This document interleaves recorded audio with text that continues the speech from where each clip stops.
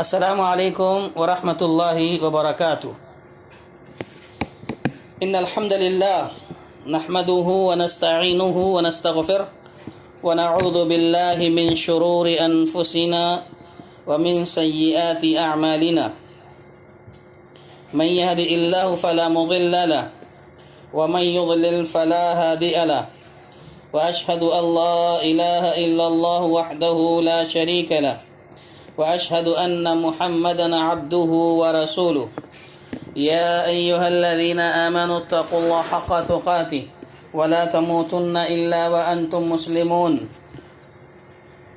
يا أيها الناس اتقوا ربكم الذي خلقكم من نفس واحدة وخلق منها زوجها وبث منهما رجالا كثيرا ونساء واتقوا الله الذي تساءلون به والأرحام إن الله كان عليكم رقيبا يا أيها الذين آمنوا اتقوا الله وقولوا قولا سديدا يصلح لكم أعمالكم ويغفر لكم ذنوبكم ومن يطع الله ورسوله فقد فاز فوزا عظيما أما بعد فإن خير الحديث كتاب الله وخير الهدي هدي محمد صلى الله عليه وسلم وشر الأمور محدثاتها وكل محدثة بدعة وكل بدعة ضلالة وكل ضلالة في النار۔ أعوذ بالله السميع العليم من الشيطان الرجيم من همزه ونفخه ونفسه بسم الله الرحمن الرحيم أفتطمعون أن يؤمنوا لكم وقد كان فريق منهم يسمعون كلام الله ثم يحرفونه من بعد ما عقلوه وهم يعلمون وإذا لقوا الذين آمنوا قالوا آمنا وإذا خلا بعضهم إلى بعض قالوا أتحدثونهم بما فتح الله عليكم ليحاجوكم به عند ربكم أفلا تعقلون أولا يعلمون أن الله يعلم ما يسرون وما يعلنون ومنهم أميون لا يعلمون الكتاب إلا أماني وإنهم إلا يظنون۔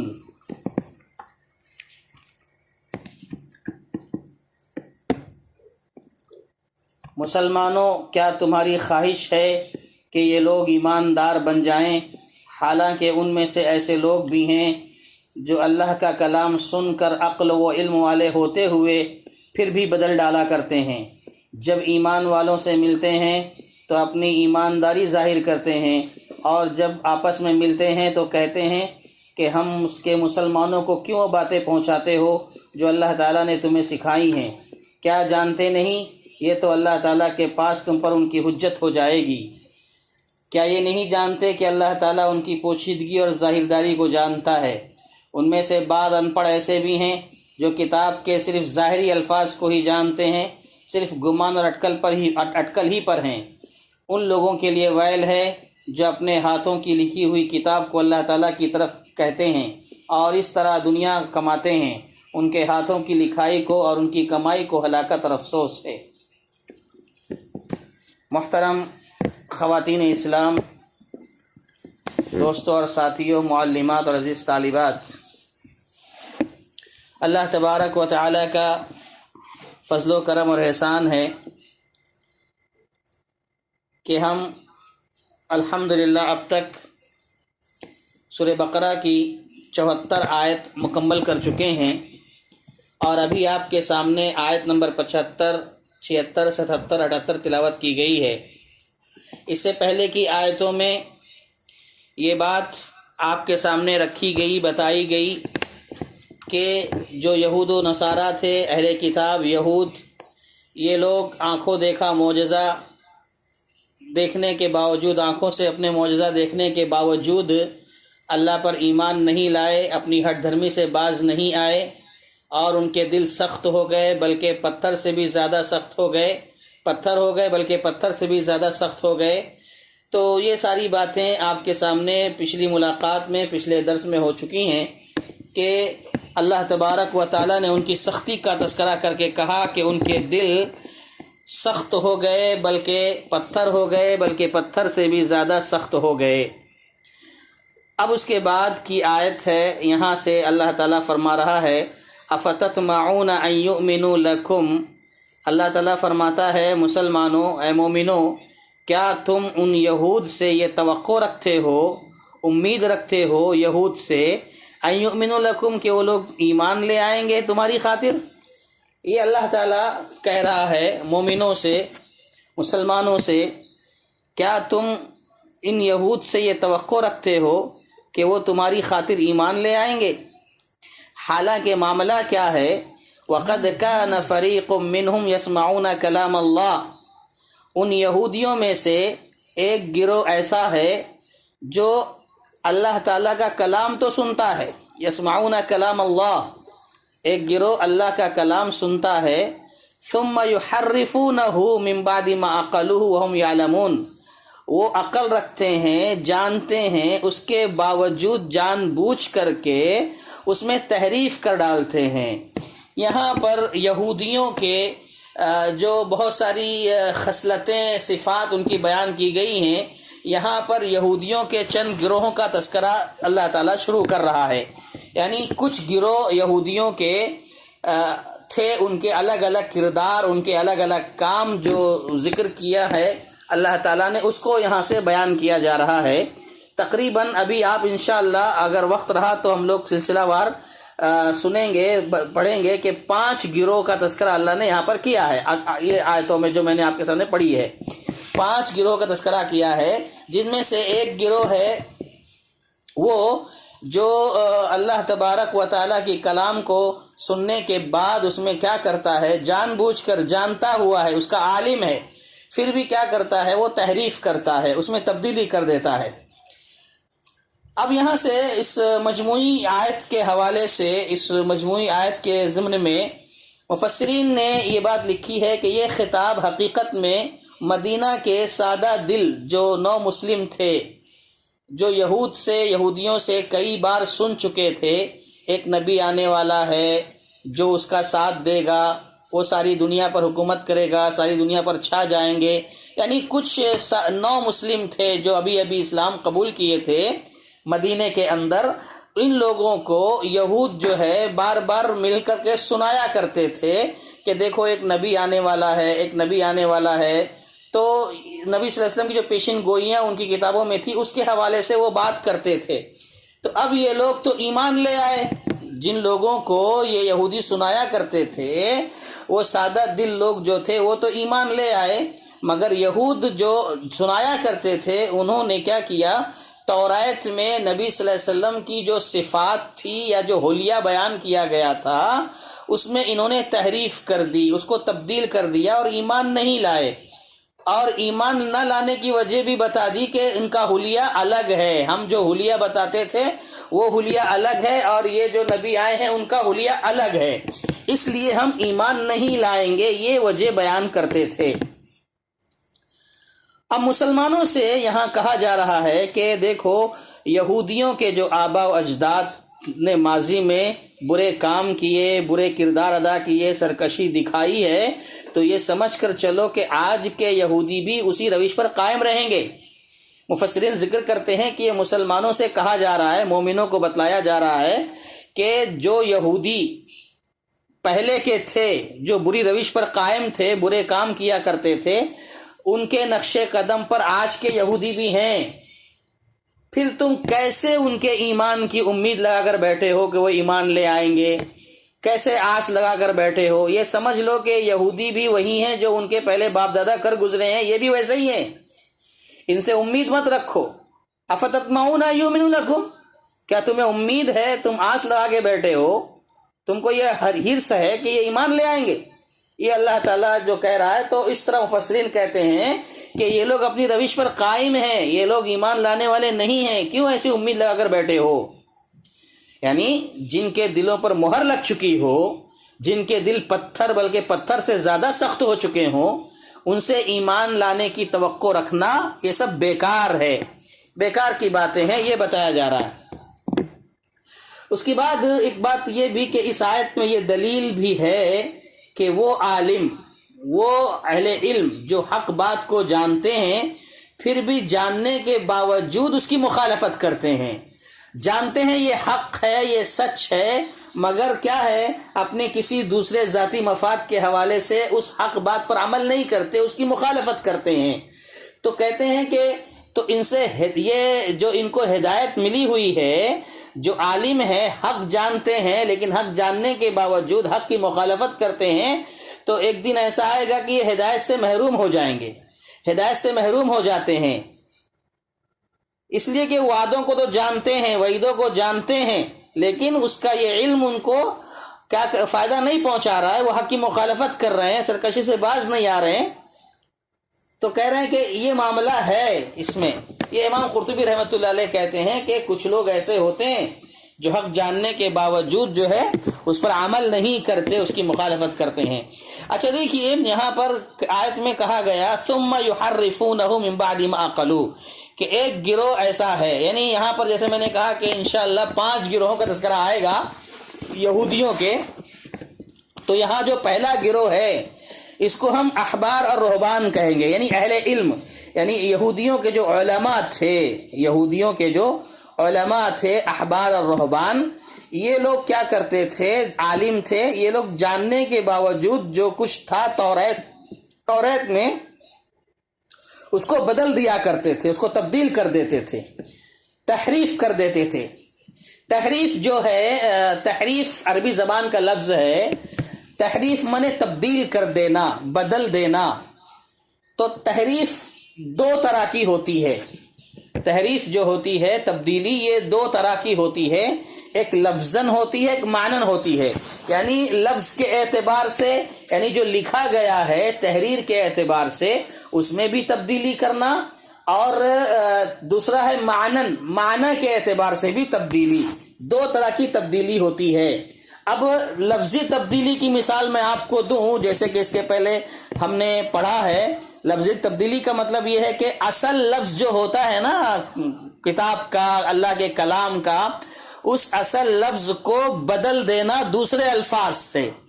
جیسے کہ یہودیوں نے اس وقت کہا تھا، جب اللہ تعالیٰ نے یہودیوں سے کہا تھا کہ تم جب شہر میں داخل ہونا، ادخلوا الباب سجدا، تو شہر میں جب داخل ہونا تو سجدے کی حالت میں داخل ہونا، وقولوا حطۃ، اور حطہ کہہ کر داخل ہونا۔ ابھی حطہ کے معنی ہم نے وہاں پر آپ کو بتائے تھے کہ اللہ اکبر یا استغفر اللہ، ایسے بہت سارے کہ اللہ تعالیٰ نے کہا تھا اس طرح کہہ کے جملہ داخل ہونا۔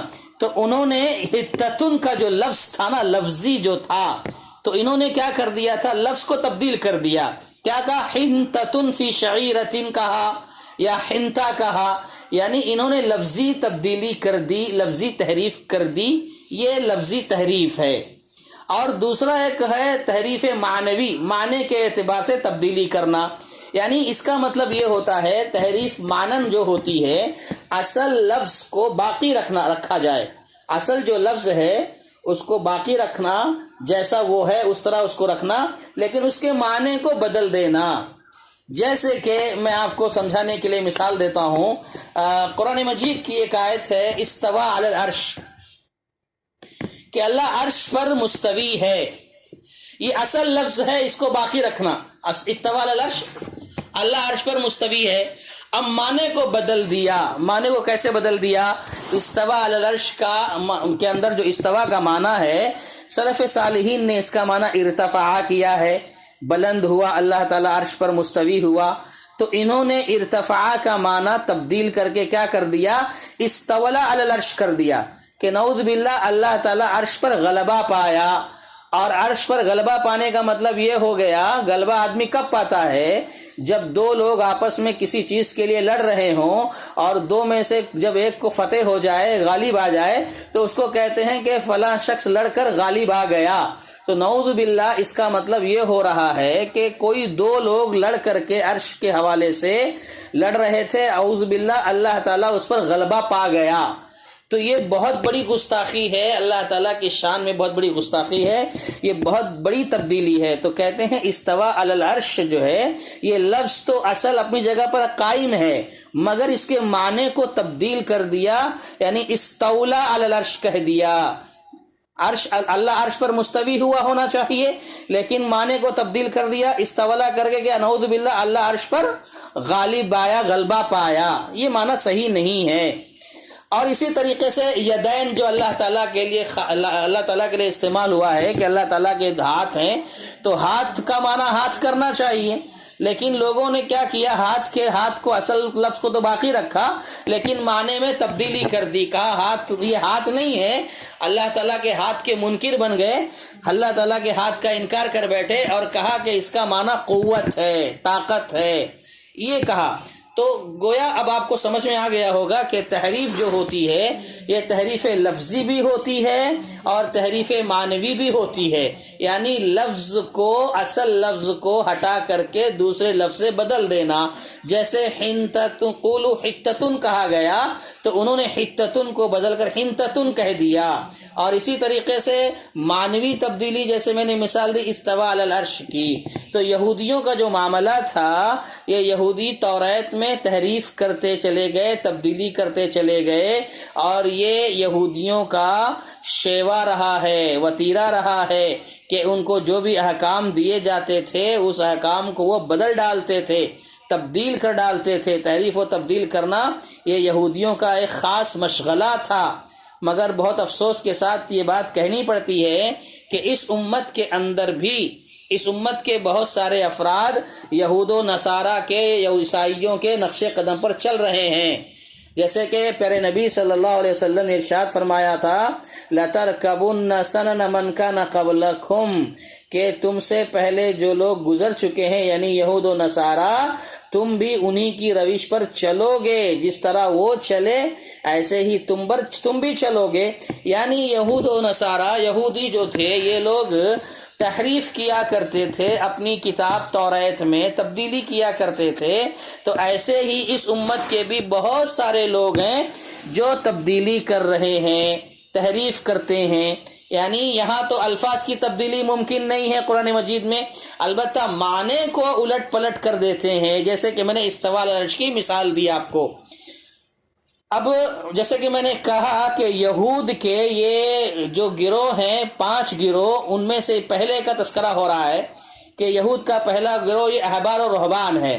تو مفسرین نے یہ بات واضح طور پر لکھی ہے کہ تحریف کرنے والے، تبدیلی کرنے والے یہ یہود کے علماء ہیں، یہود کے احبار ہیں، یہود کے رہبان ہیں، یہ یہود کے بڑے بڑے لوگ ہیں جو عالم ہوتے تھے یہودیوں کے، یہ لوگ جو ہے تحریف کیا کرتے تھے، تبدیلی کیا کرتے تھے، یعنی اپنی خواہشات کے مطابق، اپنی مرضی کے مطابق حرام کو حلال کہہ دیتے، حلال کو حرام کرتے تھے، حق کو باطل کہہ دیتے تھے اور باطل کو حق لکھ دیا کرتے تھے۔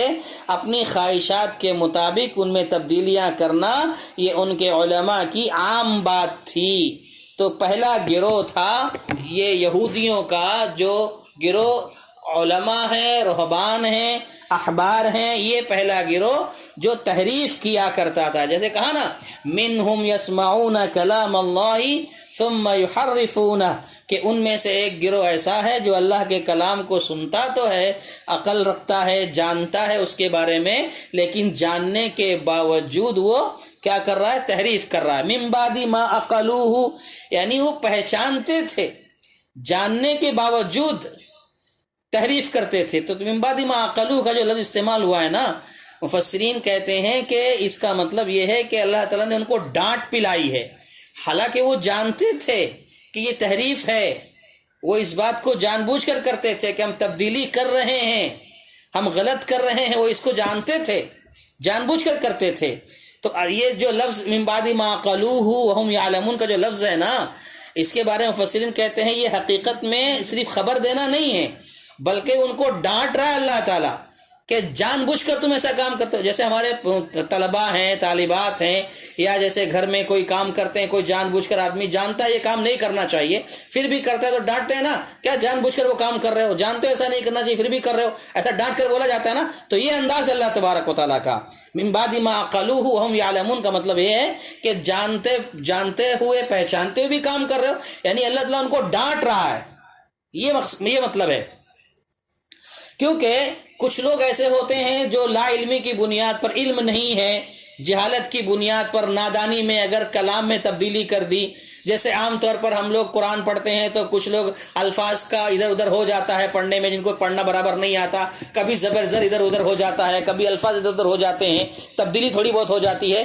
تو یہ تو وہ لوگ ہیں جن کو جو جان بوجھ کر نہیں کرتے، نادانی میں ہو جاتا ہے، یہ تو لا علمی کی بنیاد پر ہوتا ہے. لیکن یہاں یہ لوگ جو تھے نا، یہ جان بوجھ کر رہے تھے.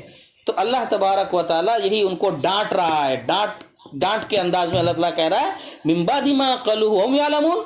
یہ لوگ عقل بھی رکھتے ہیں، جانتے بھی، اس کے باوجود تحریف کرتے ہیں. تو بہرحال خلاصہ کلام یہ نکلا اس آیت کا کہ اللہ کے کلام کی تحریف کرنے والوں سے خیر کی امید رکھنا بیکار ہے. یہ لوگ وہ ہیں جو اللہ کے کلام کو نہیں چھوڑے، اللہ کے کلام میں انہوں نے تبدیلی کر دی. تو ان لوگوں سے اچھی امید رکھنا صحیح نہیں ہے، خیر کی امید رکھنا فضول ہے، بیکار ہے. اور پتھر دل لوگ ہیں یہ لوگ، بہانہ بنانے والے لوگ ہیں یہ. تو اللہ تعالیٰ ان کو ہدایت نہیں دیتا. افتطمعون ان یؤمنوا لکم، تو پھر بھی تم امید لگا کے بیٹھے ہو کہ یہ لوگ ایمان لائیں گے؟ نہیں، یہی بات سمجھائی جا رہی ہے. یعنی اس آیت کا خلاصہ مفہوم یہ نکلا کہ اے مسلمانوں، تم ان سے امید لگا کے رکھے ہو کہ یہ لوگ ایمان لائیں گے. یہ تو ایسے لوگ ہیں جو اللہ کے کلام میں تبدیلی کر رہے ہیں، ان سے امید لگا کے بیٹھے ہو تم کہ ایمان لائیں گے؟ ہرگز نہیں، ایسی ان سے امید مت لگاؤ. اچھا، یہ جو تحریف کرتے تھے، تبدیلی کرتے تھے، اس کے طریقے کیا تھے یہ بھی اللہ تعالیٰ نے قرآن مجید میں بیان فرمایا ہے. تبدیلی ان کی کس کس طریقے سے ہوا کرتی تھی. جیسے میں آپ کو بتاؤں، ایک تبدیلی کا طریقہ ان کا یہ تھا کہ آیتوں کو ان کی جگہ سے آگے پیچھے کر دینا. جو آیت ہوتی تھی اصل عبارت میں، جو جگہ، جو آیت جس جگہ ہونی چاہیے تھی اس کو اس جگہ سے آگے پیچھے کر دیتے تھے. جیسے کہ اللہ تعالیٰ اس کا تذکرہ سورہ نساء میں کرتا ہے، آیت نمبر 46 میں. سورہ نساء آیت نمبر 46 میں اللہ کرتا ہے تذکرہ اس کا، من الذین ہادوا یحرفون الکلم عن مواضعہ، کہ یہ لوگ جو یہودی تھے، یہ لوگ کیا کرتے تھے، کلام کو اس کی اپنی جگہ سے بدل دیتے تھے، اپنی جگہ سے ہٹا دیتے تھے، یعنی آگے پیچھے کر دیتے تھے. یہ ایک طریقہ تھا ان کا. یہ ان کے علماء کا ایک طریقہ یہ تھا کہ اصل جو عبارت ہوتی تھی اس کی اصل جگہ سے ہٹا کر کے چاہے آگے کر دیتے تھے یا پیچھے کر دیتے تھے، یہ بتایا گیا. اور دوسرا طریقہ ان کا تحریف کا یہ تھا کہ اپنی طرف سے کچھ باتیں یہ گڑھ لیا کرتے تھے، شامل کر لیتے تھے، جس کے بارے میں انشاءاللہ ہم ابھی آگے ہی آیت نمبر 79 میں پڑھنے والے ہیں، اس لیے میں اس کی وضاحت نہیں کر رہا ہوں. دوسرا طریقہ اپنی طرف سے کچھ باتیں گڑھ کے شامل کر لینا، اس کی تفصیل انشاءاللہ آگے آ رہی ہے. تیسرا ایک طریقہ تھا ان کا تحریف کرنے کا، وہ کیا تھا، زبان کو توڑ مروڑ کے مفہوم بدل کر پیش کرتے تھے. یعنی زبان کو اس طرح سے مروڑ دیتے تھے کہ مفہوم اس کا بدل جاتا تھا، اس کا معنی بدل جاتا تھا، اس کا مطلب بدل جاتا تھا. اس طرح سے زبان کو توڑ مروڑ کے پیش کرتے تھے. جیسے سورہ آل عمران میں ہی ہے، آیت نمبر 78، 78 نمبر کی آیت میں اللہ نے فرمایا ہے وَإِنَّ مِنْهُمْ لَفَرِيقًا يَلْؤُونَ أَلْسِنَتَهُمْ بِالْكِتَابِ لِتَحْسَبُوهُ مِنَ الْكِتَابِ، کہ یہ لوگ کیا کرتے تھے، ان میں ایک ایسا گروہ تھا جو کتاب پڑھتے ہوئے اپنی زبان مروڑ لیتا تھا، اپنی زبان میں کیا کرتا تھا، تبدیلی کر دیتا تھا، یعنی زبان کو مروڑ کر کرتا تو الفاظ کیا ہوتے تھے، تھوڑے بدل جاتے تھے، اور لوگوں کو کیا لگتا کہ یہ اسی کتاب کی عبارت ہے، اس طرح سے لوگ خیال کرتے. تو یہ ایک طریقہ ان کا تھا یہود کے علماء کا جو تحریف کرتے تھے. ایک چوتھا طریقہ بھی قرآن مجید میں ذکر کیا گیا ہے ان یہودیوں کے تحریف کرنے کا. وہ کیا ہوتا تھا کہ بنیادی باتیں چھوڑ کر یہ لوگ شبہ کی باتوں میں لگ جاتے تھے، مشتبہات کے پیچھے پڑ جاتے تھے، جبکہ اللہ کے نبی صلی اللہ علیہ وسلم کی حدیث ہمارے سامنے واضح ہے کہ البیان الحلال بین والحرام بین وبینہما امور مشتبہات، کہ حلال واضح ہے، حرام واضح ہے، اور ان کے درمیان جو مشتبہات ہیں، جو اس کے درمیان جو چیزیں ہیں وہ مشتبہات ہیں، شک میں ڈالنے والی ہیں، تو تم ان مشتبہات سے بچو. یہ لوگ کیا کرتے تھے، چوتھا طریقہ یہ لوگ یہ اختیار کرتے تھے کہ یہ لوگ بنیادی باتیں چھوڑ کر، اصل بات کو چھوڑ کر مشتبہ میں پڑ جاتے تھے، شک والی باتوں میں الجھنے لگتے تھے. جیسے کہ خود اللہ تبارک و تعالیٰ نے سورہ آل عمران میں ذکر کیا ہے، سورہ آل عمران کی آیت نمبر 7 میں فَأَمَّا الَّذِينَ فِي قُلُوبِهِمْ زَيْغٌ فَيَتَّبِعُونَ مَا تَشَابَهَ مِنْهُ ابْتِغَاءَ الْفِتْنَةِ، کہ جن کے دلوں میں کجی ہے، ٹیڑھ پن ہے، وہ تو اس کی متشابہ آیتوں کے پیچھے لگ جاتے ہیں. یعنی یہ ایک طریقہ تھا ان کے تحریف کرنے کا، تبدیلی کرنے کا. تو بہرحال اس آیت میں جو آیت نمبر 75 ابھی ہم نے پڑھی، افتطمعون ان یؤمنوا لکم وقد کان فریق منهم یسمعون کلام اللہ ثم یحرفونہ من بعد ما عقلوہ وهم یعلمون، کہ کیا تم آس لگا کے بیٹھے ہو ان یہودیوں کے حوالے سے کہ یہ لوگ ایمان لائیں گے، حالانکہ ان میں سے ایک گروہ ایسا ہے جو اللہ کے کلام کو سنتا ہے اور جان بوجھ کر اس میں کیا کر رہا ہے، تحریف کر رہا ہے. یہ معاملہ ان کا ہے. وہم یعلمون، وہ اچھی طرح جانتے ہیں، علم رکھتے ہیں، علم رکھنے کے باوجود کیا کر رہے ہیں، وہ اس میں تحریف کر رہے ہیں، یعنی حد سے آگے بڑھ گئے اللہ کے کلام میں تحریف کر کے. اب اس کے بعد کی آیت وَإِذَا لَقُوا الَّذِينَ آمَنُوا قَالُوا آمَنَّا، وَإِذَا لَقُوا الَّذِينَ آمَنُوا قَالُوا آمَنَّا. یہاں سے جیسے کہ میں نے کہا کہ یہودیوں کے 5 گروہوں کا تذکرہ یہاں سے ہو رہا ہے. پہلے گروہ میں جو تھے وہ احبار تھے، رہبان یعنی ان کے علماء، اور دوسرے گروہ میں منافقین کا ذکر آ رہا ہے، یعنی یہودیوں میں سے کچھ منافقین تھے، یہودیوں میں کچھ لوگ ظاہراً مسلمان اپنے آپ کو بتا رہے تھے، جیسے کہ اللہ نے کہا وَإِذَا لَقُوا الَّذِينَ آمَنُوا قَالُوا آمَنَّا، جب ایمان والوں سے ملتے ہیں تو اپنی ایمانداری ظاہر کرتے ہیں، یعنی کہتے ہیں ہم تو مومن ہیں بھائی. جیسے منافقین کا تذکرہ اس کے پہلے ہم نے سورہ بقرہ کی ابتدائی آیتوں میں پڑھا ہے، 7-8 نمبر کی آیت میں شروع میں.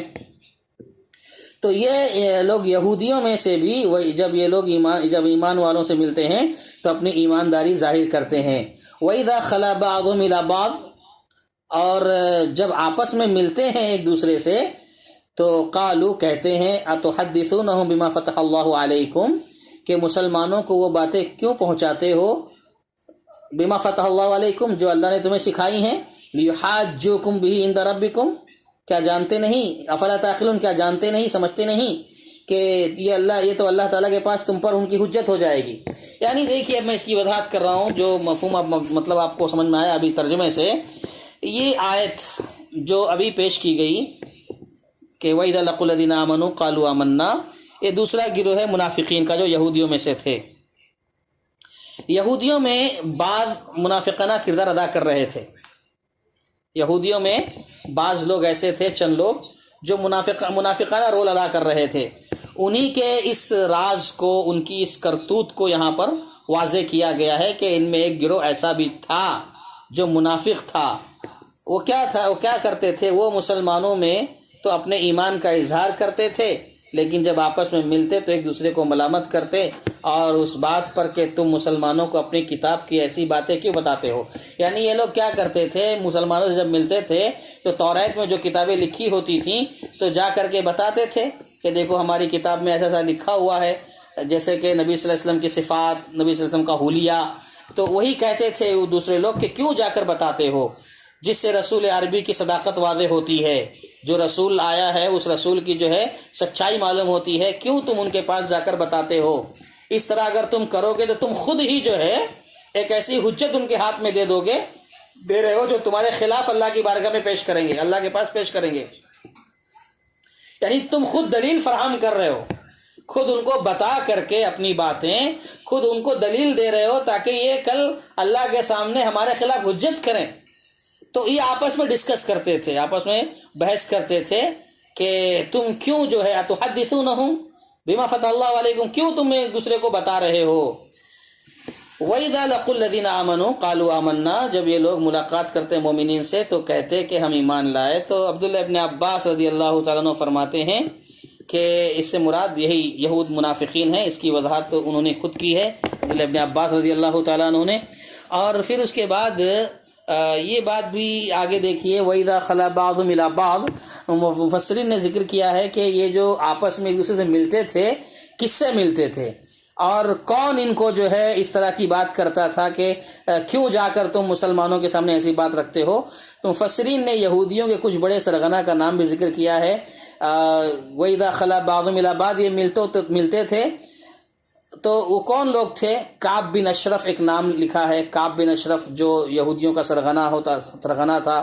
کعب بن اسد ایک نام ہے، وہب بن یہود ایک نام ہے، اور ان کے علاوہ جو یہود کے بڑے بڑے رؤسا تھے ان کے پاس جا کر بتایا کرتے تھے۔ اس طرح سے لوگ آپس میں گفتگو کرتے تھے۔ تو پھر اس کے بعد گفتگو ان کی ہوتی تھی اتحدثون بما فتح اللہ علیکم، مسلمانوں کو کیوں باتیں پہنچاتے جو اللہ نے تمہیں سکھائی ہیں۔ بما فتح اللہ، فتح اللہ کا معنی جو ہے مفسرین نے جو بیان کیا ہے، فتح اللہ کا معنی اس کا ہے بما بینہ لکم، یعنی جو کچھ اللہ نے تمہیں بیان کیا۔ یہ فتح اللہ کا معنی فتح اللہ کا معنی ہے یعنی بیان کر دیا اللہ نے۔ اللہ نے جو تمہیں بیان کیا ہے، تم اسے کیوں جا کر کے دوسرے مسلمانوں کو بتاتے ہو۔ بعض مفسرین نے کہا ہے کہ نہیں، فتح اللہ کا معنی جو ہے انزل علیکم وآتاکم ہے، یعنی جیسے قرآن میں آیا ہے لفتحنا علیہم برکات من السماء والارض، کہ ہم ہی ہیں ہم تم پر آسمان سے زمین سے نازل کرتے ہیں برکتیں، نازل کریں گے برکتیں۔ تو فتح اللہ کا معنی جو ہے انزلہ، نازل کرنا، نازل کرنے کے معنی میں ہے، اتارنے کے معنی میں ہے۔ جیسے لفتحنا علیہم کا معنی جو ہے اتارنا ہے برکتوں کا، ایسے ہی فتح اللہ کا معنی، فتح اللہ علیکم کا معنی کیا ہے؟ انزل، اللہ نے تم پر نازل کیا، یعنی جو اللہ نازل کیا ہے تمہیں، جو بتایا ہے اللہ تعالیٰ نے، وہ تم کیوں جا کر ان کو بتاتے ہو؟ یعنی کیا بتایا ہے اللہ تعالیٰ نے تم کو اپنی کتاب میں؟ نبی صلی اللہ علیہ وسلم کی صفات کے بارے میں بتایا ہے، نبی صلی اللہ علیہ وسلم کے حلیے کا ذکر ہے، یہ سارے اوصاف جو ان کی کتاب میں تھے سب ان میں انہوں نے تعویلیں کی اور اصل مطلب سے دور کر دیا لوگوں کو۔ لیحاجوکم بہ، یعنی وہ تم پر تمہارے قول سے حجت پکڑیں گے، تم نے اس کا انکار کیا اس کی سچائی جاننے کے باوجود۔ یعنی یہ یہودی جو تھے یہ لوگ سچائی جانتے تھے، حق جانتے تھے، لیکن حق جاننے کے باوجود اس کا انکار کرتے تھے۔ یہاں پر بھی اللہ تبارک و تعالیٰ نے وہی انداز اختیار کیا جو اس کے پہلے، جیسے کہ میں نے کہا نا من بعد ما عقلوہ، یہاں پر کہا افلا تعقلون، کیا یہ لوگ جانتے نہیں، سمجھتے نہیں ہیں جو ایسی بات کر رہے ہیں؟ تو کہتے ہیں کہ یہ بھی ایک طرح کی ڈانٹ ہے، یہ بھی ڈانٹ رہا ہے اللہ تعالیٰ۔ جیسے افلا تذکرون قرآن میں آتا ہے، کیا لوگ نصیحت حاصل نہیں کرتے؟ افلا تعقلون، کیا لوگ عقل نہیں رکھتے، کیا لوگ سمجھتے نہیں ہیں؟ یہ بھی ایک طرح کا مطلب سمجھ لیجئے کہ ڈانٹنا ہے اللہ تبارک و تعالیٰ کا، کہ یہ لوگ ایسے لوگ ہیں کہ خود جو ہے اپنے اوپر کلہاڑی مارتے ہیں، غلط کام کرتے ہیں، جا کر مسلمانوں سے بولتے ہیں کہ اللہ نے ہمیں ایسا بتایا ہے۔ تو یہی ساری چیزیں جو ہے ان کی بتائی جا رہی ہیں۔ بہرحال وَإِذَا لَقُوا الَّذِينَ آمَنُوا قَالُوا آمَنَّا، تو یہاں پر ایک دوسرا گروہ جو تھا ان کا، یہودیوں کا، وہ منافق تھا، اس کا تذکرہ یہاں پر کیا اور ان کی کارستانیاں ذکر کی کہ یہ لوگ کیا کیا کرتے تھے۔ اس کے بعد دیکھیے آیت نمبر 77، اس کے بعد کی آیت ہے اولا یعلمون ان اللہ یعلم ما یسرون ما یعلنون، کیا وہ یہود یہ نہیں جانتے کہ اللہ تعالیٰ ہر اس چیز کو جانتا ہے جسے وہ چھپاتے ہیں اور جسے وہ ظاہر کرتے ہیں۔ یعنی اللہ تبارک و تعالیٰ کی ذات کے بارے میں یہاں پر ایک بنیادی بات بتائی جا رہی ہے کہ یہودیوں کے حوالے سے سبحان اللہ یہ بتایا جا رہا ہے کہ کیا یہ لوگ نہیں جانتے ہیں کہ اللہ تعالیٰ ہر چیز کو جانتا ہے، اللہ تعالیٰ کے پاس ہر چیز کا علم ہے جس کو وہ لوگ چھپاتے ہیں اور جسے ظاہر کرتے ہیں۔ یہاں پر مفسرین نقل کرتے ہیں کہ یہود اور ان کے جو علماء تھے ان کا یہ تصور تھا، ان کا یہ خیال تھا کہ بس مسلمانوں کے بتانے سے ہی اللہ کو پتہ چلے گا قیامت کے دن۔ یہ خیال ان کا ایک ظاہر ہے، خیال تھا ان کا، یہودیوں کا، یہود کے علماء کا، کہ کہا نا پچھلی آیت میں کہ تم مسلمانوں کو جا کر کیوں بتا رہے ہو، ورنہ کل اللہ تعالیٰ کے پاس جب جائیں گے تو یہی مسلمان حجت پیش کریں گے ہمارے خلاف کہ ایسا ایسا نہیں کتابوں میں لکھا ہوا تھا، اس کے باوجود یہ لوگ نہیں مانے، تبدیلی کر دی۔ تو یہ لوگ یہ سمجھ رہے تھے کہ مسلمان جب اللہ کو قیامت کی بتائیں گے تبھی اللہ کو حقیقت پتہ چلے گی، تبھی اللہ تعالیٰ کو پتہ چلے گا کہ یہ لوگ ایسی ایسی گڑبڑ کیے تھے، نعوذ باللہ۔ تو اللہ تعالیٰ وہی بتانے کے لیے کہا اولا یعلمون، کیا لوگ نہیں جانتے کہ اللہ تعالیٰ جانتا ہے جو لوگ چھپاتے ہیں اور جو لوگ ظاہر کرتے ہیں؟ یعنی وہ لوگ جو جا کر مسلمانوں کو ظاہر کر رہے تھے اپنے آنے والے نبی کے صفات کے بارے میں یا نبی کے اوصاف کے بارے میں ظاہر کر رہے تھے، پھر جا کر کے آپس میں جب ملتے تھے اور بحث کرتے تھے کیوں بتاتے ہو چھپاؤ، تو اللہ تعالیٰ ان کے ظاہر کو بھی جانتا ہے، ان کے باطن کو بھی جانتا ہے۔ یہ کیسے لوگ ہیں جو کہتے ہیں کیوں بتاتے ہو، چھپاتے کیوں نہیں ہو؟ تو اللہ کہہ رہا ہے کیا یہ لوگ یہ سمجھتے ہیں کہ اللہ تبارک و تعالیٰ کو مسلمان بتائیں گے قیامت کے دن تو اللہ کو پتہ چلے گا؟ نعوذ باللہ، یہ مطلب ہے۔ یعنی یہاں پر دیکھیے کتنی پیاری بات بتائی جا رہی ہے کہ یہود کیسے لوگ تھے، کیسی ذلیل قوم، نافرمان قوم تھی۔ اللہ اکبر۔ اللہ تعالیٰ کہہ رہا ہے کہ کیا یہ لوگ یہ سمجھتے ہیں، ان کا یہ خیال ہے کہ اللہ کو تبھی پتہ چلے گا جب جب مسلمان اللہ کو بتائیں گے قیامت کے دن؟ تو پتہ یہ چل رہا ہے کہ ان کا عقیدہ دیکھو یہودیوں کا اور ان کے علماء کا اللہ کے متعلق کتنا کمزور عقیدہ تھا، کتنا ضعیف العقیدہ لوگ تھے یہ لوگ، کتنا کمزور عقیدہ رکھتے تھے یہ۔ یعنی ان کا یہ عقیدہ کہ اللہ ہر بات نعوذ باللہ نہیں جانتا ہے، اللہ ہر بات نہیں جانتا ہے، حالانکہ اللہ ان سب باتوں کو بھی جانتا ہے جو اس وقت یہ ایک دوسرے سے کر رہے تھے۔ یعنی جب آپس میں ڈسکس کر رہے تھے نا کہ کیوں مسلمانوں کو جا کر بتا رہے ہو، اللہ اس کو بھی جانتا ہے، اللہ اس کو بھی جانتا ہے، وہ بھی علم اللہ تعالیٰ کے پاس ہے۔ تو اولا یعلمون، کیا وہ لوگ نہیں جانتے تھے کہ اللہ تعالیٰ چھپی ہوئی باتوں کو بھی جانتا ہے، کھلی ہوئی باتوں کو بھی جانتا ہے؟ یہاں بھی اللہ تعالیٰ ڈانٹ رہا ہے، یہ بھی ایک ڈانٹنے کا انداز ہے۔ جیسے کہ میں نے کہا نا اس کے پہلے کہ جاننے والے آدمی اگر کوئی غلطی کرتے ہیں تو بولتے نا کیا جان بوجھ کے ایسا کرتے ہو نا، تم کو پتہ نہیں ہے یہ سارے کام کرتے ہو جان بوجھ کر؟ ڈانٹنے کے انداز میں کوئی کمپنی کا مالک بولتا ہے، استاد طلبہ کو بولتا ہے، یا والدین اپنے بچوں کو بولتے ہیں ڈانٹ کر جان بوجھ کر ایسا کام کرتے ہو، تو یہ ڈانٹنے کا انداز اللہ تبارک تعالیٰ کا ہے۔ اولا یعلمون، کیا یہ لوگ نہیں جانتے؟ سب جانتے ہیں، لیکن اس کے باوجود ان کی شرارت ہے، ان کی مستی ہے، بس اور کچھ نہیں۔ یہ واضح کر رہا مقصود ہے ما یسرون و ما یعلنون، کہ انسان جو کچھ اپنے دل میں رکھتا ہے، یسرون ان راز کی باتیں ہیں جو کسی سے شیئر نہیں کرتا ہے، اپنے دل میں ہی رکھتا ہے نا، اللہ اس کو بھی جانتا ہے۔ اللہ تعالیٰ وہ عالم بذات الصدور، اللہ تعالیٰ سینوں کے بھید کو بھی جانتا ہے۔ سینوں میں جو آپ دل میں اپنے راز چھپا کے رکھے ہو، جو آپ نے کسی سے ذکر نہیں کیا، بس آپ کے دل میں ہے، وہ بھی اللہ جانتا ہے۔ اور تم جو ہے بہت ساری باتیں ایسی ہوتی ہے جو اپنے دوستوں سے، اپنے قوم کے لوگوں سے بھی چھپاتے ہو، اللہ وہ بھی جانتا ہے۔ اور ما یعلنون، جو کچھ تم لوگوں کے سامنے ظاہر کرتے ہو، جو لوگ تمہیں کرتے ہوئے دیکھتے ہیں، وہ بھی ساری چیزیں اللہ جانتا ہے۔ اللہ سے کوئی چھپی ہوئی نہیں ہے۔ اللہ آپ کا ہمارا ظاہر بھی جانتا ہے، باطن بھی جانتا ہے۔ تو لہذا ہم لوگوں کو چاہیے، سب کو چاہیے کہ اللہ ہم کو، آپ کو تنہائی یا محفل میں جو بھی کرتے ہوئے دیکھے تو صرف بھلائی کرتے ہوئے دیکھے۔ لہذا ہم کو خیر کے کام، بھلائی کے کام تنہائی میں بھی کرنا چاہیے اور لوگوں کے سامنے بھی کرنا چاہیے، تاکہ اللہ تعالی ہمیں، ہمارے اعمال کو دیکھے تو صرف خیر کے اعمال ہوں، بھلائی کے اعمال ہوں، بھلائی کے کام ہوں۔ ورنہ اللہ گرفت کرنا جانتا ہے، اللہ گرفت بھی کرے گا۔ جیسے کہ سورہ بقرہ کی ایک آیت میں آگے ہم پڑھیں گے انشاءاللہ، آگے چلیں گے تو اللہ تعالیٰ فرماتا ہے کہ وَاعْلَمُوا أَنَّ اللَّهَ يَعْلَمُ مَا فِي أَنفُسِكُمْ فَاحْذَرُوهُ وَاعْلَمُوا أَنَّ اللَّهَ يَعْلَمُ مَا فِي أَنفُسِكُمْ، اللہ تعالیٰ جانتا ہے جو کچھ تمہارے دلوں میں ہے، تو لہذا تم بچو۔ یعنی کہیں ایسا نہ ہو کہ تم خلوت میں، تنہائی میں کچھ ایسے کام کر رہے ہو اور یہ سمجھتے ہو کہ اللہ نہیں جانتا ہے، تو اللہ سب جانتا ہے، اللہ گرفت بھی کر سکتا ہے۔ تو بہرحال یہ بات واضح ہو گئی کہ یہ یہودیوں کو، یہ یہود کے علماء کو، جو لوگ کہتے تھے کہ تم کیوں مسلمانوں سے جا کر بتا رہے ہو، راز چھپا کر رکھو، کہیں ایسا نہ ہو کہ جو تم بتا رہے ہو یہ لوگ جو ہے کل قیامت کے دن اللہ تعالیٰ کے سامنے یہی بات رکھ کر کے حجت پیش کریں۔ تو یہ لوگوں کا خیال کہ اللہ تعالیٰ جو ہے ان کی باتوں کو نہیں جانتا ہے، اسی کا رد ہے یہاں پر۔ اس کے بعد کی آیت دیکھیے، آیت نمبر 78 ہے، 78۔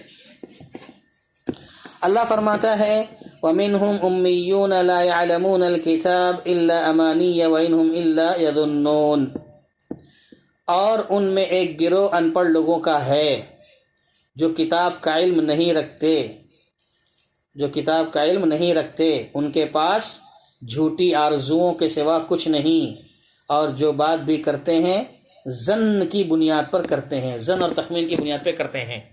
اس آیت میں دیکھیے اللہ تبارک و تعالیٰ نے بیان فرمایا کہ ان یہودیوں میں سے ایک گروہ ان پڑھ لوگوں کا بھی ہے، یعنی یہاں پر یہودیوں کا ایک تیسرا گروہ، دو گروہ کا تذکرہ ہو گیا، ایک کس کا؟ یہودیوں کے علماء کا، احبار و رہبان کا، دوسرا گروہ علماء یہودیوں میں سے جو منافق تھے ان کا تذکرہ ہوا۔ اب تیسرا بتا رہے ہیں کہ یہودیوں میں ایک گروہ جو تھا وہ ان پڑھ تھا، ومنہم امیون، ان میں ایک گروہ ایسا تھا جو امی تھا، ان پڑھ تھا، جانتا نہیں تھا۔ امی کا جو لفظ ہے امیون، یہ امی کی جمع ہے، امیون امی کی جمع ہے جس کو ان پڑھ کہا جاتا ہے، یعنی جو اہل علم میں شمار نہیں ہوتے، جو اہل علم میں، علماء میں، جاننے والوں میں شمار نہیں ہوتے۔ ایک مناسبت سے اللہ کے نبی صلی اللہ علیہ وسلم کو بھی امی کہا گیا ہے کہ اللہ کے نبی صلی اللہ علیہ وسلم لکھنا پڑھنا نہیں جانتے تھے، لیکن اس کی بنیاد پر نبی صلی اللہ علیہ وسلم کو امی کہا گیا، حالانکہ اللہ کے نبی کے پاس علم بہت زیادہ تھا، قرآن آپ پر ہی نازل ہوا، سب کچھ آپ کے، سب علم آپ کے پاس تھا، لیکن جو ماں کے پیٹ سے پیدا ہوتا ہے آدمی لکھنا پڑھنا نہیں جانتا۔ تو یہ بھی بتایا جا رہا ہے کہ اللہ کے نبی صلی اللہ علیہ وسلم لکھنا پڑھنا نہیں جانتے تھے، جیسے کہ سورہ جمعہ کی آیت ہے هو الذی بعث فی الامیین رسولا منہم، کہ انہیں امیوں میں سے ایک رسول کو اللہ نے بھیجا، امی رسول اللہ صلی اللہ علیہ وسلم امی تھے، یہ بات بتائی گئی۔ اب امی کا جو لفظ ہے نا، امی کی ایک وضاحت یہ بھی، جیسے کہ امی جو لفظ ہے یہ کی طرف منسوب ہے، عربی زبان میں ماں کو کہا جاتا ہے، تو امی جو کہا جاتا ہے گویا اس کا مطلب یہ ہوتا ہے کہ امی وہ شخص ہے کہ جس طرح بچہ ماں کے پیٹ سے جب جدا ہوتا ہے، پیدا ہوتا ہے، تو اس وقت بغیر لکھے پڑھے ہوتا ہے، اسے کچھ معلوم نہیں ہوتا، نہ لکھنا جانتا ہے نہ پڑھنا جانتا ہے۔ تو اسی طرح سے، اسی طرز پر جو آدمی باقی رہتا ہے، یعنی بڑے ہونے کے بعد بھی اس کو نہ لکھنا آئے نہ پڑھنا آئے، تو اس لیے اسے امی کہا جاتا ہے، اسی طرف منسوب کر دیا جاتا ہے۔ جس طرح ماں سے جب بچہ جدا ہوتا ہے اور ان پڑھ ہوتا ہے، پڑھا لکھا نہیں ہوتا ہے، تو اسی طریقے سے بڑے ہونے کے بعد بھی جب آدمی نہیں پڑھا لکھا ہوتا ہے تو اس سے امی کہا جاتا ہے۔ اس آیت میں یہ بات بتائی جا رہی ہے کہ یہ اس شخص کی پہچان ہے، یہ ان لوگوں کی صفت ہے یا اس شخص کی صفت ہے جو اللہ کے کلام کو نہ تو سمجھتا ہے نہ اس پر عمل کرتا ہے، وہ صرف اس کی تلاوت پر اکتفا کرتا ہے۔ جیسے کہ حسن بصری رحمۃ اللہ علیہ نے فرمایا ہے کہ قرآن مجید کے حوالے سے کہ قرآن عمل کرنے کے لیے نازل ہوا ہے، لیکن لوگوں نے بس اس کو تلاوت کی کتاب بنا لیا۔ قرآن مجید عمل کرنے کے لیے نازل ہوا ہے، لیکن لوگوں نے بس اس کو تلاوت کی کتاب بنا لیا۔ تو اس آیت میں وَمِنْهُمْ أُمِّيُّونَ لَا يَعْلَمُونَ الْكِتَابَ إِلَّا أَمَانِيَّ وَإِنْهُمْ إِلَّا يَظُنُّونَ، یہ بتایا جا رہا ہے کہ ان میں ایک طبقہ ایسا ہے جو ان پڑھ ہے، یہ لوگ کیا نام ہے کہ کتاب کا علم، یعنی توریت کا علم نہیں رکھتے ہیں، بس آرزوؤں پر ہی سب چلتے رہتے ہیں۔ اب یہاں پر آگے ہم دیکھتے ہیں کہ یہود کے بارے میں بتایا جاتا ہے کہ یہود چونکہ یہ انبیاء کی اولاد تھے، یہود جو تھے یہ انبیاء کی اولاد تھے، انبیاء کی نسل میں سے تھے، اس لیے اللہ تعالیٰ کے ساتھ اپنی خصوصیتیں ظاہر کرتے تھے۔ یہ کہتے تھے کہ ہم انبیاء کی اولاد ہیں، کبھی کہتے کہ ہم اللہ کے بیٹے ہیں، کبھی کہتے ہم اللہ کے محبوب ہیں، کبھی کہتے کہ جنت ہمارے باپ دادا کی میراث ہے، ہمارے سوا اس میں کوئی اور نہیں جائے گا، کبھی کہتے کہ ہمارے بڑے ہمیں اللہ سے بخشوا دیں گے اور ہمیں سزا نہیں ہوگی، کبھی کہتے کہ اگر ہم جہنم میں جائیں گے تو چند دنوں کے لیے جائیں گے، جس کا تذکرہ آگے آ رہا ہے۔ تو ان بے بنیاد باتوں اور دل کو خوش کرنے والی جو ایسی دل لگی کی باتیں ہوتی ہیں جو دل کو خوش کرنے والی ہوتی ہیں، خوشخبریوں پر یہ ان پڑھ طبقہ جو ہے خوش ہو جاتا تھا۔ ان پڑھ طبقہ جو پڑھا لکھا تو تھا نہیں، کتابی علم تو اس کے پاس تھا نہیں، ان پڑھ طبقے کے پاس توریت کا علم نہیں تھا، پڑھے لکھے نہیں تھے یہ لوگ، بس اپنے علماء سے، بڑے لوگوں سے سن کر کے یہی ساری باتیں کہ ہم تو بہت محبوب ہیں، اللہ کے قریب ہیں، ہماری بخشش ہو جائے گی، ہم جہنم میں نہیں جائیں گے، بس اسی میں خوش رہتے تھے، مست رہتے تھے، صرف اپنے بڑوں سے باتیں سن کر کے جھوٹی امیدیں، جھوٹی آرزویں، جھوٹی توقعات۔ تو اللہ تبارک و تعالیٰ یہی ان کی جہالت اور حماقت کی بات کر رہا ہے کہ یہ اتنے نادان ہیں، اتنے جاہل ہیں، بس صرف اٹکل کی باتیں کرتے ہیں، اٹکل پچو کی باتیں کرتے ہیں، کوئی ان کے پاس علم نہیں ہے۔ اب یہاں الامانیہ کا جو لفظ آیا نا، امانیہ امنیتن کی جمع ہے۔ اس کا ایک معنی مفسر نے بیان کیا ہے تلاوت کرنا، یعنی مطلب کیا ہوا، لا یعلمون الکتاب، یہ لوگ کتاب کو نہیں جانتے مگر صرف تلاوت کرنا، معنی یہ ہوگا تلاوت کرنا، یعنی صرف تلاوت کرتے ہیں، اس کے مطلب کہ انہیں کوئی خبر نہیں ہے، اس کا مفہوم کیا ہے، آیت کا معنی کیا ہے، اس کی خبر نہیں ہے ان کو، بس توریت کو بس وہ لوگ پڑھتے تھے، ایسے ہی سرسری پڑھتے تھے، اس کا معنی مطلب نہیں جانتے تھے۔ جیسے کہ آج کل کے اکثر مسلمان کو دیکھیں گے آپ، چاہے وہ حافظ قرآن ہی کیوں نہ ہو، حافظ ہو گیا ہے قرآن مجید کا، بس صرف تلاوت کرتے ہیں، مگر مفہوم کیا ہے، قرآن ہم سے کیا چاہتا ہے، اس کا مفہوم کیا ہے، مطلب کیا ہے، اس سے نا بلد ہیں، نا واقف ہیں۔ ایسا پڑھنا نہ پڑھنے ہی کے برابر ہے، اس لیے کہ ان کے امی ہونے میں کوئی اختلاف نہیں۔ جو شخص صرف ایسے سرسری طور پر پڑھ لے اور کیا پڑھ رہا ہے اسے سمجھ میں نہیں آ رہا ہے، اس کا مطلب نہیں سمجھ پا رہا ہے، تو کیا حاصل ہے؟ کیا صرف تلاوت کرنے کے لیے قرآن مجید آیا ہے؟ ٹھیک ہے، قرآن کا ایک حق ہے، اس کی تلاوت کی جائے، اس پہ اجر و ثواب ہے، لیکن یہ قرآن عمل کرنے کی کتاب ہے نا، عمل کرنے کی کتاب ہے، تو ہر مسلمان چاہے مرد ہو یا عورت، ان کو چاہیے کہ وہ اس سلسلے میں دیکھیں، غور کریں کہ اللہ تعالی ہم سے کیا چاہتا ہے، اللہ تبارک و تعالی ہم سے کیا مطالبہ کر رہا ہے۔ ان ساری چیزوں کو جاننا ہے، سمجھنا ہے، ضروری ہے۔ اور اسی طریقے سے امانی کا ایک معنی جھوٹ کہا گیا ہے، جھوٹ، آرزو بھی معنی کیا گیا ہے، تمنا یعنی جھوٹی آرزویں جو اللہ تعالیٰ پر تمناؤں کی شکل میں لوگ کرتے تھے کہ جنت میں صرف ہم جائیں گے، ہمارے علاوہ کوئی نہیں جائے گا، یہ ان کی جھوٹی آرزویں، جھوٹی تمنائیں ہے نا، یہ ان کی جو آرزویں تھی وہ کہا جا رہا ہے کہ یہ کتاب کا علم بھی نہیں رکھتے تھے، بس جھوٹی آرزوؤں اور تمناؤں میں جی رہے تھے، یہ لوگ ان پڑھ لوگ جھوٹی آرزوؤں میں جی رہے تھے۔ اور امانی کا ایک معنی یہ بھی بتایا گیا ہے، مفسر نے یہ بھی کہا ہے کہ امانی سے مراد لا یعلمون الکتاب الا امانی، امانی سے مراد وہ چیزیں ہیں جو ان کے علماء نے اپنی طرف سے لکھی، پھر ان کی نسبت اللہ کی طرف کر دی۔ ان کے علماء اپنی طرف سے لکھ کر کے یہ کہہ دیا لوگوں سے کہ یہ اللہ نے لکھا ہے، نعوذ باللہ کہ اللہ نے بتایا ہے، نسبت اللہ کی طرف کر دی۔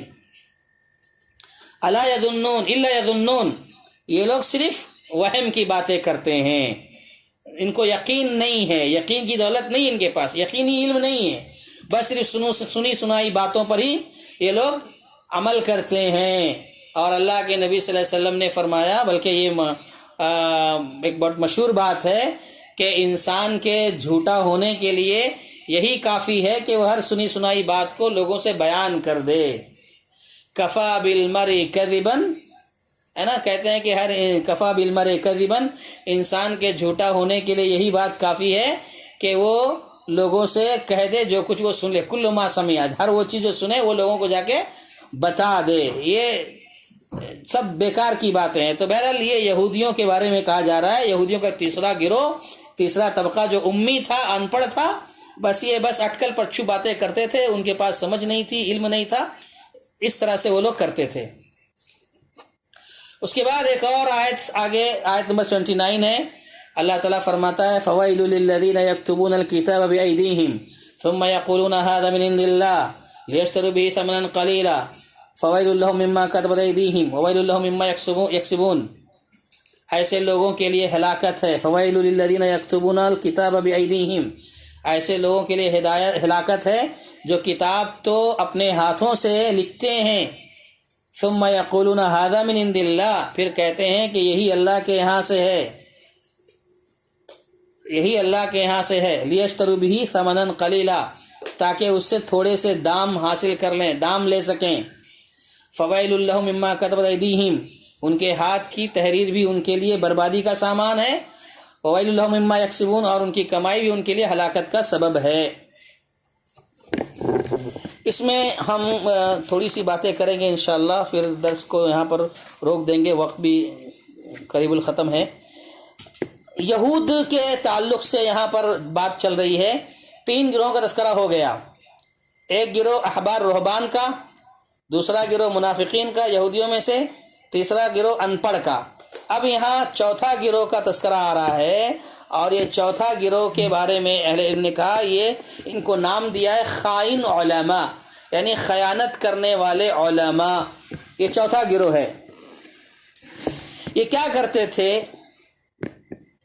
یہود کے علماء اپنی عوام کی خوشنودی حاصل کرنے کے لیے، اپنی عوام کو، اپنے لوگوں کو راضی کرنے کے لیے غلط سلط احکام بتا دیتے تھے، یعنی غلط سلط احکام، مسائل، فتوے دے دیتے تھے اپنی عوام کو خوش کرنے کے لیے، اور غلط سلط باتیں بتا کر کے کیا کرتے تھے؟ عوام سے پیسے وصولتے تھے، نذرانے کے طور پر، تحفے ہدیے کے طور پر، معاوضے کے طور پر پیسے وصول کرتے تھے اپنی عوام کو راضی کرنے کے لیے۔ ان کی اسی حرکت کی وجہ سے، اسی حرکت پر اس آیت میں ان کو وعید سنائی گئی ہے کہ یہ ذاتی مصلحت کی وجہ سے یہ لوگ تحریف کرتے تھے۔ کیا کہا؟ فَوَيْلٌ لِّلَّذِينَ يَكْتُبُونَ الْكِتَابَ بِأَيْدِيهِمْ۔ یہ لوگ کیا کرتے تھے؟ کتاب یعنی فتاوے، احکام، مسائل بِأَيْدِيهِمْ اپنے ہاتھوں سے لکھ لیتے تھے۔ ثُمَّ يَقُولُونَ هَذَا مِنْ عِنْدِ اللَّهِ، اپنے ہاتھوں سے لکھ کر کے اپنی عوام کو، اپنی قوم کو دیتے اور کہتے هَذَا مِنْ عِنْدِ اللَّهِ، یہ اللہ کی طرف سے ہے، یہ اللہ نے لکھا ہے، اللہ نے بتایا ہے۔ مقصد کیا تھا؟ لِيَشْتَرُوا بِهِ ثَمَنًا قَلِيلًا، تاکہ دنیا تھوڑی حاصل ہو جائے، تھوڑا سا پیسہ مل جائے، ہے نا، یہ مقصد تھا۔ تو پھر اللہ تبارک تعالیٰ نے کہا ان کی ہلاکت ہو۔ پھر وَفَوَيْلٌ لَّهُم مِّمَّا كَتَبَتْ أَيْدِيهِمْ، تو جو ان کے ہاتھوں نے لکھا اس کے لیے بھی ویل ہے، اور جو انہوں نے کمایا اس کے لیے بھی ہلاکت کا سبب ہے۔ ویل کا معنی، ویل کا جو لفظ استعمال ہوا ہے، ویل کا معنی ہلاکت ہے، بربادی ہے، اور مفسرین نے یہ بھی کہا ہے کہ جہنم کے گڑھے کا نام بھی ہے۔ ویل کے معنی میں کہتے ہیں کہ ویل کے بہت سارے معنی آتے ہیں، جیسے سخت عذاب بھی ویل کو کہا جاتا ہے، برائی کے معنی میں استعمال ہوتا ہے، افسوس کے معنی میں استعمال ہوتا ہے۔ ویل درد، دکھ، رنج، غم، ملال وغیرہ کے معنی میں بھی استعمال ہوتا ہے۔ تو اہل عرب جو ہے لفظ ویل کا استعمال اس شخص پر کرتے تھے جو ہلاکت میں پڑ گیا ہو، جو ہلاکت میں واقع ہو گیا ہو، اس شخص کے لیے ویل کا لفظ وہ استعمال کرتے تھے اہل عرب۔ اب دیکھیے فَوَيْلٌ لِّلَّذِينَ يَكْتُبُونَ الْكِتَابَ بِأَيْدِيهِمْ ثُمَّ يَقُولُونَ هَذَا مِنْ عِنْدِ اللَّهِ لِيَشْتَرُوا بِهِ ثَمَنًا قَلِيلًا، یعنی انہوں نے علم رکھنے کے باوجود، ان کے پاس یہ علم تھا، جانتے تھے کہ ہم جو بھی کر رہے ہیں غلط کر رہے ہیں، علم رکھنے کے باوجود یہ عمل اپنے ہاتھوں سے لکھ کر اللہ کی جانب منسوب کیا۔ مقصد کیا تھا؟ تھوڑی سی قیمت حاصل کرنا۔ یہ بات ذہن میں رہے کہ پوری کی پوری دنیا اول تا آخر جو بھی ہے یہ بہت معمولی قیمت ہے، بہت معمولی قیمت رکھتی ہے، لیکن انہوں نے کیا کیا؟ اپنے باطل کے لیے ایک ایسا جال بنا لیا جس میں لوگوں کو پھنسا کر ان کا مال لوٹتے تھے یہ، اور انہوں نے 2 طریقوں سے، 2 ناحیوں سے اپنی عوام پر ظلم کیا تھا۔ یہ یہود کے علماء 2 طریقوں سے انہوں نے ظلم کیا تھا۔ ایک طریقہ یہ تھا کہ لوگوں پر ان کے دین کو خلط ملط کر دیا، دین کو کیا کیا؟ لوگوں پر ان کے دین کو ملا دیا، گڑمٹ کر دیا، جس سے حق و باطل میں فرق کرنا مشکل ہو گیا۔ ایک تو یہ تھا معاملہ ان کا، 2 طریقے سے ظلم۔ ایک ظلم ان کا یہ تھا کہ دین کو انہوں نے گڑمٹ کر کے پیش کر دیا، خلط ملط کر دیا، حق و بحق کیا ہے، باطل کیا ہے، صحیح کیا، غلط کیا، کچھ سمجھ میں نہیں آتا تھا، سب فرق کرنا مشکل ہو گیا۔ دوسرا جو انہوں نے ظلم کیا وہ یہ کہ لوگوں کا مال جو ہے یہ ناحق کھاتے تھے، لیتے تھے، بلکہ یہ انتہائی باطل ڈھنگ سے ہتھیا لیتے تھے، چھین لیتے تھے۔ کسی کا مال ہڑپ لینا اور چرا لینے سے بھی کہیں زیادہ یہ برا عمل ہے۔ یہ امام سعدی رحمۃ اللہ علیہ نے بیان فرمایا ہے کہ اس طریقے سے مال کو لینا، ناحق طریقے سے یہ چرا لینے سے بھی کہیں زیادہ برا ہے۔ ابن تیمیہ رحمۃ اللہ علیہ اس آیت کی تفسیر میں لکھتے ہیں، شیخ الاسلام ابن تیمیہ رحمۃ اللہ علیہ اس کے بارے میں لکھتے ہیں کہ یہود کی مذمت کی گئی ہے جو توریت کا علم نہیں رکھتے تھے، ان یہود کی مذمت کی گئی ہے جو توریت کا علم نہیں رکھتے تھے، صرف ان کے پاس چند بنیادی آرزویں تھیں، تمنائیں تھیں، اور اب اس میں وہ لوگ بھی شامل ہیں۔ یہ تو یہود کے بارے میں بتا دیا کہ یہود جو توریت کا علم نہیں رکھتے تھے، ان کے پاس بس تھوڑی بہت بنیادی تمنائیں آرزویں تھیں، اور اب یہاں سے کہہ رہے ہیں اب اس میں وہ لوگ بھی شامل ہیں۔ یہ تو بات یہود کے حوالے سے ہو رہی ہے، لیکن اب اس میں وہ لوگ بھی شامل ہیں جو قرآن کریم میں غور و فکر نہیں کرتے۔ قرآن اللہ کا کلام ہے نا، یہ ہم کو صرف تلاوت نہیں کرنا، اس میں غور و فکر بھی کرنا ہے۔ تو کہتے ہیں جو لوگ قرآن کریم میں غور و فکر نہیں کرتے، صرف حروف کی تلاوت کرتے ہیں، اور وہ لوگ بھی اس میں شامل ہیں جو دنیا حاصل کرنے کے لیے، دنیاوی مقاصد کے لیے قرآن کریم کے خلاف کوئی دوسری بات اپنے ہاتھوں سے لکھ کر لوگوں میں رائج کر دیتے ہیں۔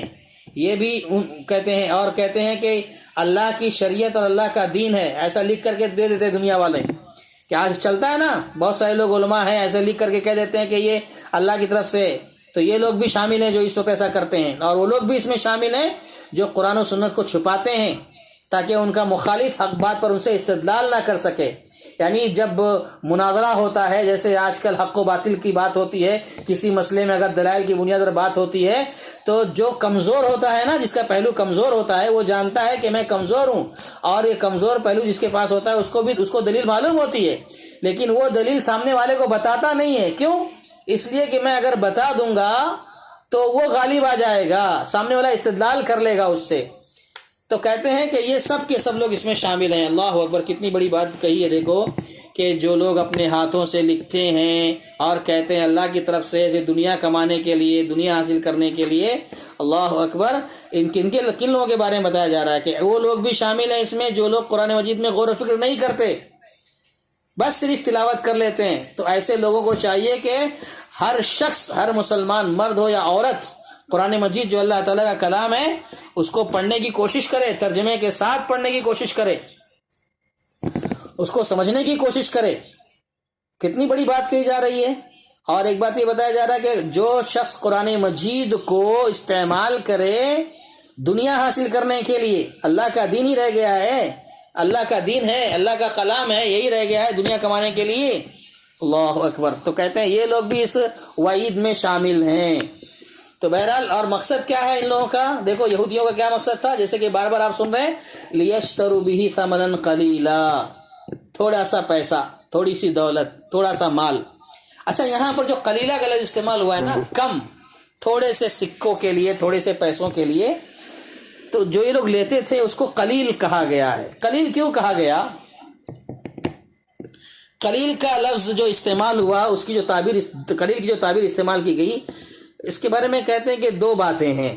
ایک تو یہ، قلیل اس لیے کہا گیا اس معنی میں کہ جو دنیا ہے نا، دنیا کی جو دولت ہے، یہ تو فنا ہونے والی ہے، ختم ہونے والی ہے، ہمیشہ رہنے والی نہیں ہے، اس لیے کہا یہ تھوڑا ہے، یہ تھوڑی سی چیز ہے، اس کے پیچھے پڑ کر کے آدمی اپنی آخرت برباد کرتا ہے نا، اپنے ہاتھوں سے لکھ کر کے سودا کرتا ہے دین کا، قرآن کا، نعوذ باللہ۔ تو جو قلیل کہا گیا ہے اس کی ایک وجہ یہ ہے کہ یہ تو دنیا فنا ہونے والی ہے، یہ جو قلیل ہے یہ تو ختم ہو جانے والا ہے۔ دوسری بات جو تعبیر کی وجہ ہے، دوسری بات جو ہے وہ یہ کہ یہ جو قلیل کہا گیا اس لیے بھی کہا گیا کہ یہ حرام تھی، کیونکہ یہ حرام تھی، کیونکہ حرام میں بھی برکت نہیں ہوتی۔ قلیل کیوں کہا گیا؟ کیونکہ یہ جو کام کر رہے تھے نا، یہ حرام تھا، اور حرام میں برکت نہیں ہوتی ہے، اور وہ ختم ہی ہو جائے گی کم مدت میں، اس لیے بھی قلیل کا لفظ استعمال کیا گیا۔